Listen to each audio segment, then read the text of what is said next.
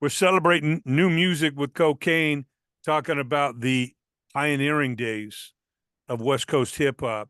So your family moves to Pomona. Of course, Cole 187, he's doing his thing. Layla, of course, connected to Eric, EAZY-E, Wright, and all that.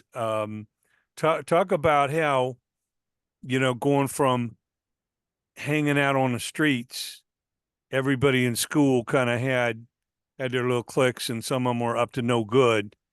How you sought a way to kind of point yourself above some of those penitentiary chances and get into music and show Eric and his team that you guys were serious. Well, when Above the Law, prior to me getting put on the team, Ruthless team, Above the Law was right there. In 1988, they linked in with Eric Wright, and they linked in through a cat named Laylaw, who's also the brother of Gomac, who was the DJ of Above the Law. So they were hustling, doing some things, business on the side. And once those gentlemen got put on, I did a 3-song demo in Pomona, California with my cousin Hutch. And I was signed to a production deal from Laylaw. And then once Laylaw shot the demo to EAZY-E, it didn't take long for me to get signed because they felt I was different. They said, oh man, this guy got multiple personalities in the game and sounds just like Rick James, George Clinton, and he rapped. So they thought I was different. And plus, they liked the name KOKANE. You know what I mean? Because they love controversy. I mean, just like Ozzy Osbourne biting off bad heads. Man. It's the controversy of it. And we took my name around to spell chaos. Alice Cooper Group and all that. Yeah, controversy. The guillotine and the snake and all that. Yeah. So Eric loved that. You know what I mean? And after Above the Law, first album came out, was a very prolific, one of the most prolific albums on the West Coast. Of course. Living Like Hustlers, top 10, no question. Yeah. And then a year later, I was coming out because then EAZY-E was considered our West Coast Russell Simmons at the time because he signed a big, gigantic deal at Epic Records for distribution. And it was Poor, Broken, Lonely, myself, and Above the Law because they was going to come out with their project. And I came out with a cut called Who Am I? But the name wasn't Who Am I? Peep this out. I put out a cut called Nigga Slick Nigga under KOKANE. Okay. And when we were about to launch it under KOKANE, because everybody was anticipating that, the FCC laws came down on Epic Records, and they were kind of scared because it wouldn't permit them to say my name on the radio, even though we turned it around to advocate dope, but tradition is tradition. But they turned it around and called it Who Am I? So a lot of people was coming to the stores, brother, saying, well, who the hell is this? We looking for KOKANE. But that gigantic door being shut in my face, it left a bad taste in all of our mouths, from Above the Law, to Laylaw, to EAZY, to Dr. Dre, to myself. And these guys said, well, fuck the radio. We was like Chuck D back then. Fuck the radio. Yeah. We're not going to compromise our stuff for tradition. So those guys invited me on the Evil from a Zaggin album, Niggas for Life album. And I introduced the character along with Above the Law on the project called Sweet Talk. When I write y'all across the USC, they don't walk through the cell, that funky type of voice. Yeah, no doubt. You know what I mean? And just as well as being a co-writer, and because I wrote EAZY-E's 10 Gangster Commandments for the Appetite of Destruction, as well as guest appearance on Above the Law. So that allowed me to get my first platinum record in 1991. And then prior to 91 and 90 was cool because, EAZY-E took us to London, man. And I ain't never been out the country. And I was like, wow. Piccadilly Square and all that shit. Oh, Brixton, man. We out there coming out, getting mobbed like the Beatles have to run. It was seductive, so to speak. Yeah, man, in the trenches, punk rock and electronica. I mean, they started so much shit over there. The British Invasion, the Beatles, and Led Zeppelin, and the Rolling Stones, and all that. Yeah, coming out of there. No, it's I call it the Mutual Admiration Society. Right. all our great soul and blues artists influenced all those bands, and then they brought it back to us, and we were influenced by them, and it's been going back and forth over the pond, man, the Atlantic Ocean for decades. Right. And I love it, Yeah, man. I know it's a trip, going over there, and they're hearing about this stuff coming out of New York. Now it's coming out of L.A. and eventually it was Atlanta. It was Houston. It was coming out of everywhere. Yeah, man. Now, I know in retrospect, you made the most of the opportunities, but if that record came out through Priority or something like that, they were already fuck the police. They were already, man, it's cocaine and we ain't changing for nobody. Even when Ice-T got shut down with Cop Killer over at Time Warner, man, he ended up over Priority. Priority just had the giant middle finger in the sky. I mean, Yeah. it would have ended up different. But I know, with NWA Straight Outta Compton was such a nuclear explosion to Jerry and Eric, they had leverage. They had to deal with Atco over there with with DOC and of course all that Michelet and Who was over there at the time? Sylvia Rome? yeah, Sylvia Rome. Sylvia, the homegirl. And then some of the other labels wanted them, and that one was Epic. Kenny Kamazar and those guys are like, man, Alpha Saku, Kenny Kevin. give us a taste. Give us a taste. They should have Yeah. known, man. The higher ups weren't the risk takers that Brian Turner or even Sylvia Rhone was. Atlantic Records started, Ray Charles and Aretha Franklin and Otis Redding and all that. They were taking chances. Yeah. Yeah. And they were winning. Absolutely. All the rock bands want to sign with them. Led Zeppelin and the Stones and everybody wanted to sign with Atlantic because they had the great soul and R&B artists. Right. Absolutely. They take less money. They're like, man, we just want that red and black label on our records, man. Where do we sign? Yeah.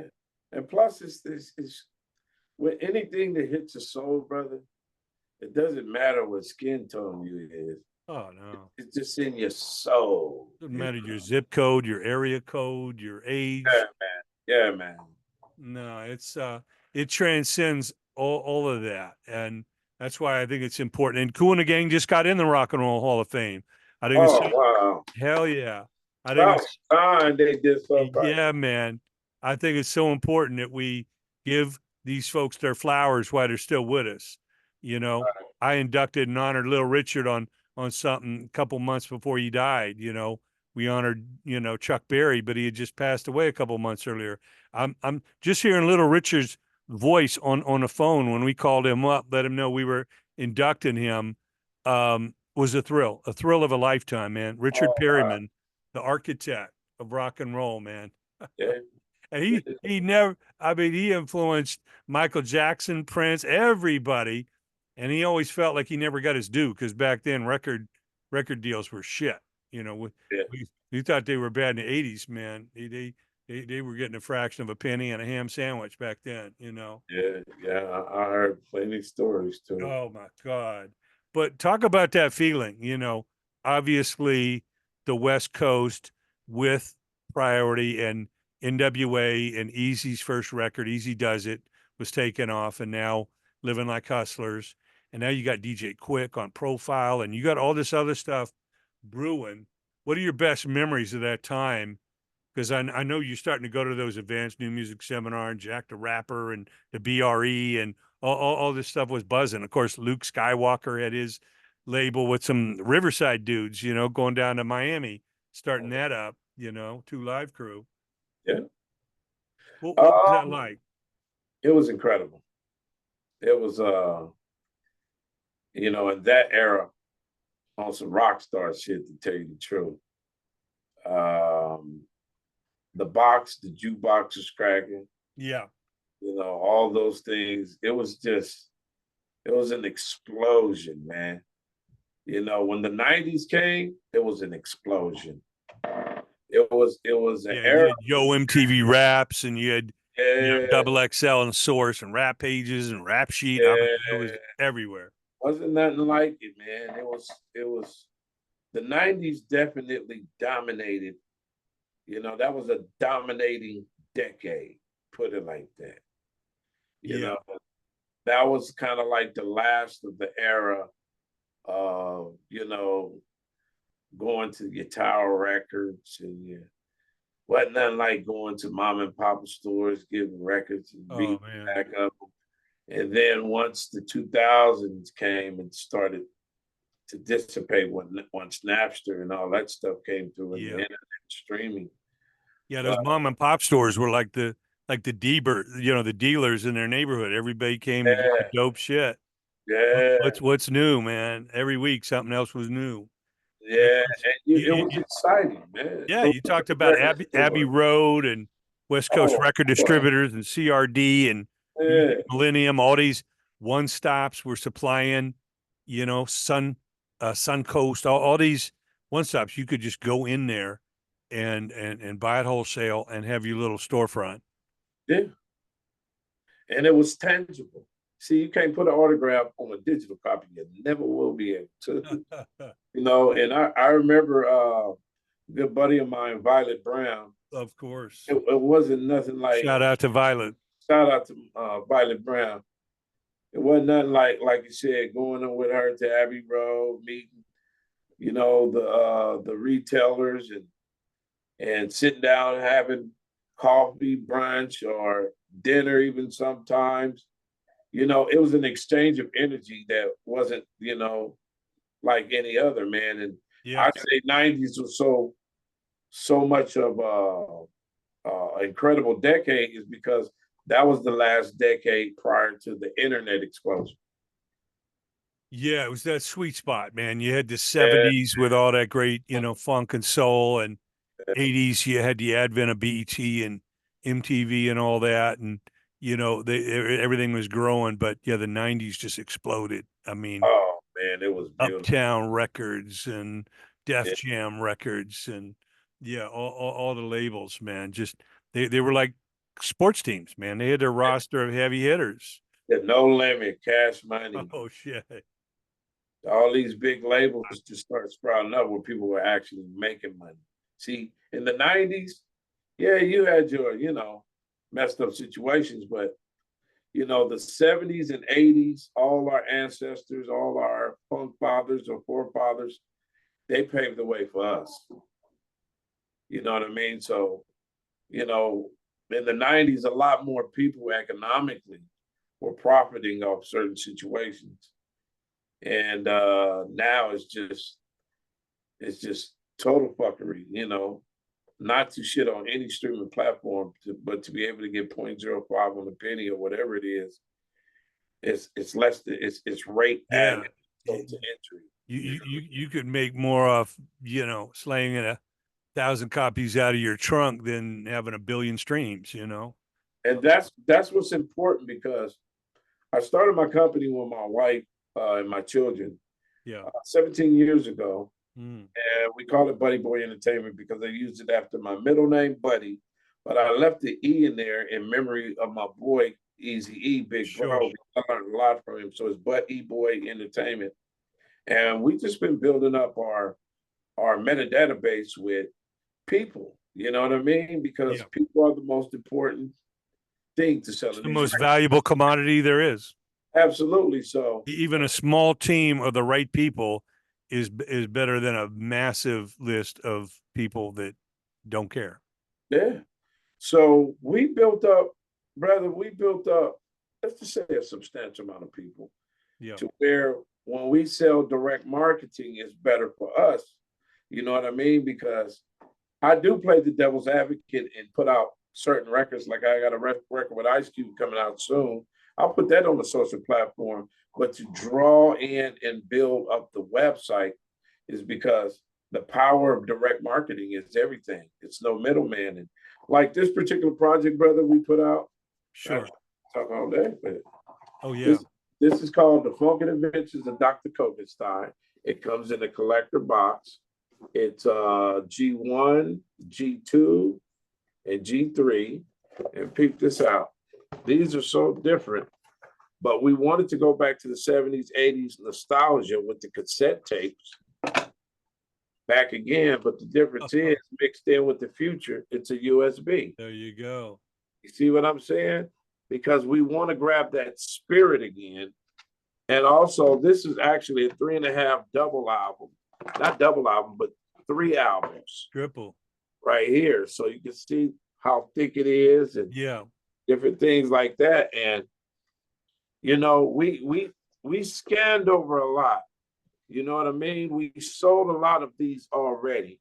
Yeah. And our markets, of course, predicted is to meet like at least get to 25,000, but we sold at least about a cool 7, but these cost $100 a pop.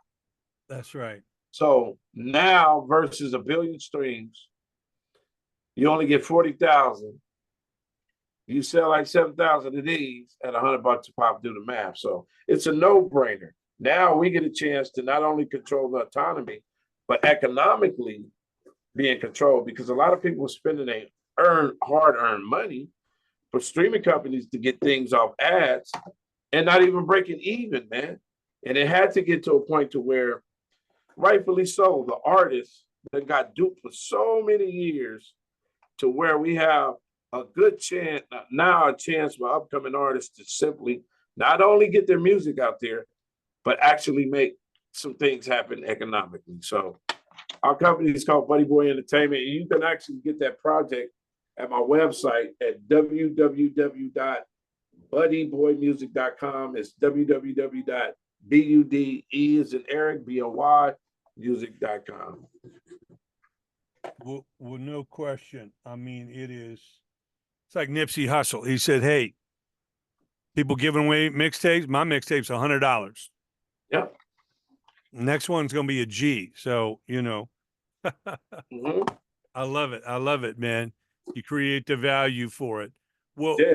Talk about Black Mafia life, because, you know, having to deal with Epic, and then, you know, Above the Law gets off of Epic, and eventually, you know, Jerry gets to deal over there with, the folks at Warner. Yeah.